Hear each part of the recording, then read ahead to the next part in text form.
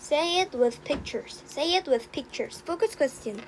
How were pictures used to communicate in the past and why are they still used today? Introduction. Would you know what to do if you saw this sign? This traffic signal is easy to understand with just pictures. People have used pictures to communicate for much longer than they've used written words. Picture languages have been used to tell stories and give information. Signs of ancient picture languages are still around today.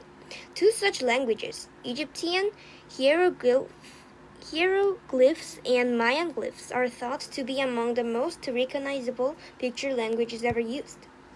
The language of the gods. Travelers to modern Egypt don't have to search hard to see the ancient picture languages known as hieroglyphs. Hieroglyphics. Many famous ruins, monuments, and temples feature curved picture symbols. These symbols are everywhere, it seems.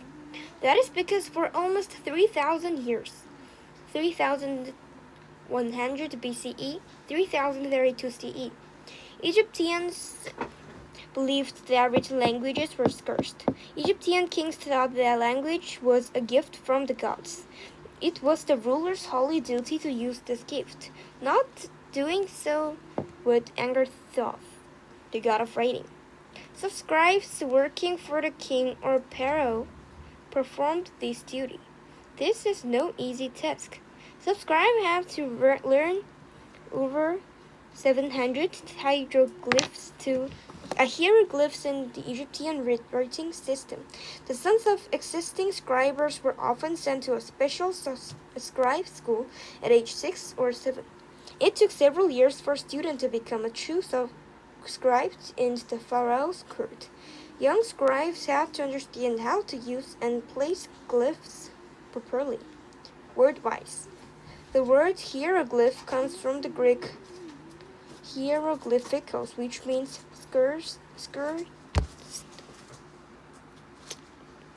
sacred carving. Egyptian hieroglyphs. There were two types of Egyptian hieroglyphs. Logograms were units of meaning. They made up most of the writing systems. Logogram glyphs stood for whole words such as duck, walk, or sun. Phonograms were different. They were units of sound. They were like two letters in most modern Western alphabets with a few differences. The vowels E and U were not included. Some characters stood for letter combinations such as sh. There were 24 phonograms in the Egyptian hieroglyphic language. Hieroglyphic messages were written in rows or columns that read from right to left. Scribes did not have to worry about periods or question marks. Hieroglyphic writing didn't use any punctuation or spaces. The system did, however, have a special symbol for words that referred to royalty. All writing that was about the pharaoh or his family were placed in a rectangular or oval shape called a cartouche. The cartouche shape stood for the platform, flat earth and sun passing over it. It was used to show the pharaoh's power over everything.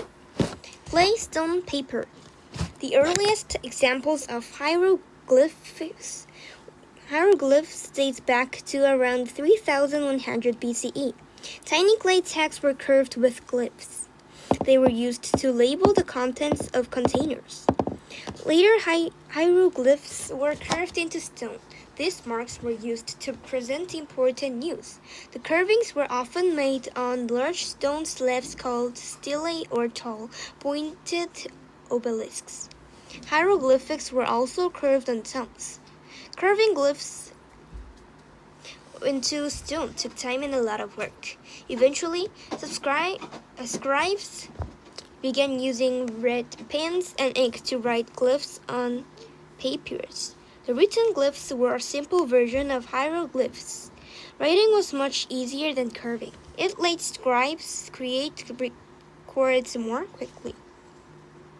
As time went on, hieroglyphs were used less and less. By around 30 BCE, stone-curved hieroglyphs were mainly used for decoration rather than communication.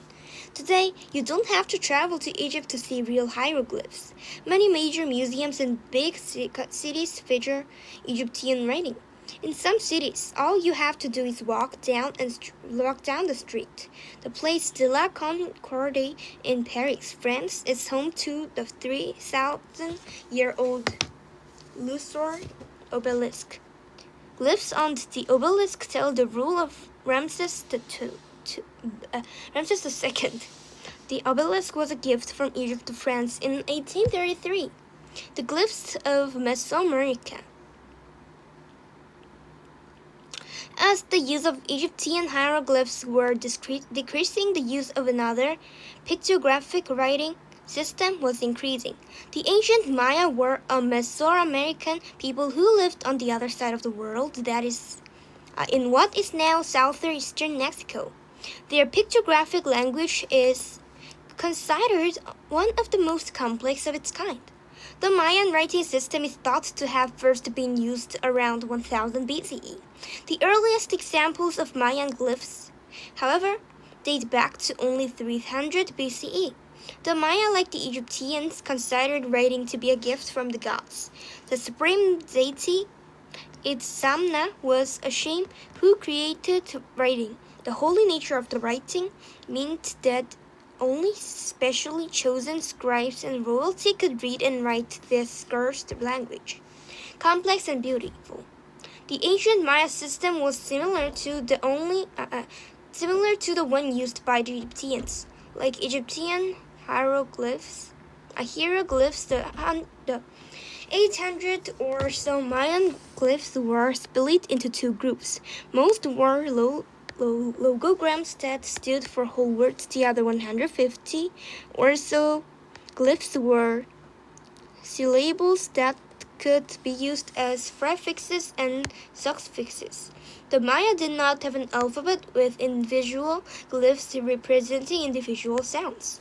Mayan words were written by grouping glyphs together in a square cartouche. A Mayan cartouche was a cluster of glyphs that went together, sort of like words in a sentence. The squares were organized into the grid. They were placed in paired columns that read from left to right, then down in a zigzag pattern. Mayan scribes took great care when creating a beautiful cartouche. The design of each was a source of pride. Scribes wanted their work to stand out and arranged the glyphs as they thought best. This made each message uniquely beautiful, but also made reading it a bit difficult since the same ideas could be shown in different ways. A life of Mayan scribes. Just as Egyptian scribes were important to the pharaoh, Mayan scribes were important to tribal kings. Scribes were text used in religious ceremonies. They used porcupine quill brushes to write glyphs in deerskin books. Mayan writing was often used to record a king's victories in battle. Monuments and temples and glyphs carved into their stone walls and obelisks. The messages were a kind of propaganda written to tell about the ruler's successes. The displays were a way for rulers to show power. It's about time. Many Mayan documents were about timekeeping. The Maya were skilled astronomers. Their calendar had 365 days divided into 18 20-day months. 5 leftover days called Wayeb were thought to be unlucky. It was up to the scribes to post these messages in public. This was easy and safe for scribes of a victorious king. It was not as easy for scribes who were in the losing side of battle. Conquerors believed that the best way to win the war of words was to deny their enemy chance to use them. Captured scribes from the losing side often had their hands hard to keep them from ever writing again. Amazing examples of Mayan glyphs can be seen at sites throughout the Yucatan Peninsula. Ruins at Planique, Teotihuacan, and Tikal bear the markings of ancient scribes. Conclusion. The beautiful picture languages of the ancient Maya and the Egyptians were no longer used. Many other ancient picture languages, however, are still used today.